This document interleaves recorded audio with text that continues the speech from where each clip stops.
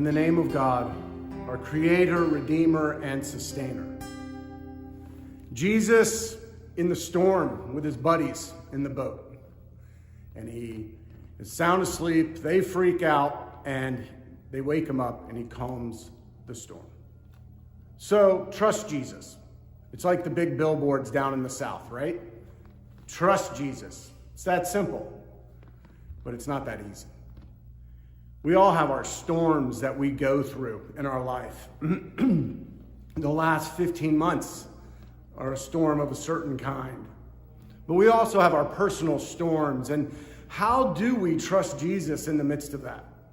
And how do we work with those realities of those storms and make it through?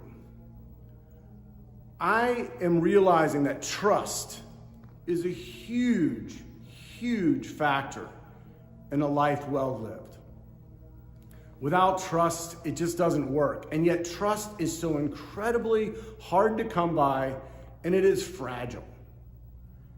And so I'm learning that I can't really make anybody else be trustworthy. But I can actually do something about my own life and just live a way that is trustworthy. And it just means, little things like saying what you mean what you say, show up, be present. And yet, just like trust Jesus is simple, it's not easy. And that is the work that we have to do. But I also think about the storms, and especially when we're in our different boats, when the storms come. One of the things that I realize that we can do when we are in a boat, whatever that boat is, whether it's our family, whether it's our church, whether it's our nation, whatever boat we're in, when the storms come, I invite you to look for the people that are like Jesus. Look for the ones that are not panicking. Fred Rogers, Mr. Rogers, asked his mother when he was a little boy why all these bad things happened when he would see them on TV.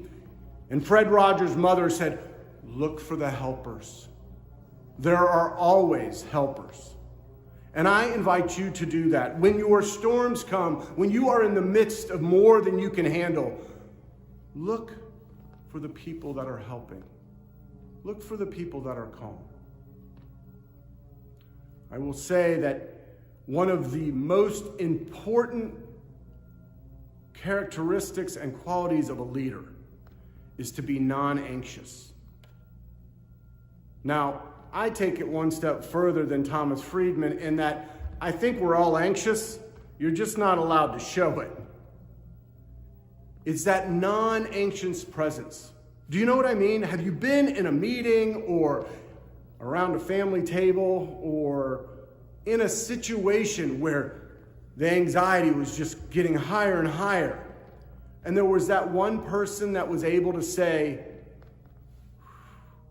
and not match the anxiety with anxiety, but match it with some calmness, some understanding, listening. I believe that's what Jesus was doing that day on the boat. Yes, he calmed the storm.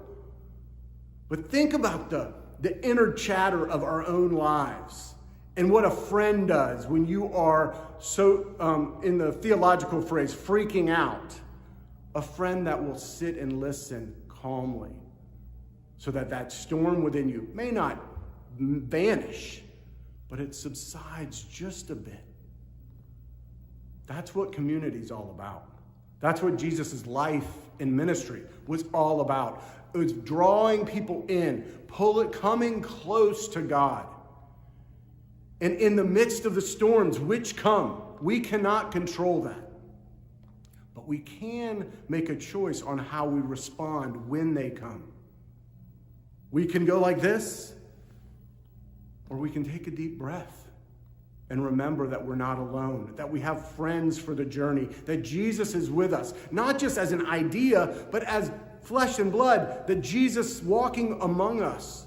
As Anne said in that sermon long ago, she said, who has been Jesus for you this week? Those opportunities to weather the storms together is what I believe Jesus is inviting us to. And to take deep breaths in the midst of anxiety, in the midst of chaos and panic that our lives are sometimes full of. It is the great gift of church for me. Week by week, we gather, whether it's virtually or in person, and we are reminded that this journey will have storms. That is a promise. The other promise is that we don't have to do it alone, and that Jesus is with us. So this day, I invite you to think about how you respond to your storms. Do you try to do it all on your own and grit your teeth? I'm guilty of that from time to time. Or do you open yourself to the gift of community, to lean in to the support that Jesus offers every day? And I invite you to think like Fred Rogers' mother, to look for the helpers when the storms come. And also, perhaps, that we will be the helpers from time to time. Thanks be to God that we don't have to weather our storms alone. Amen.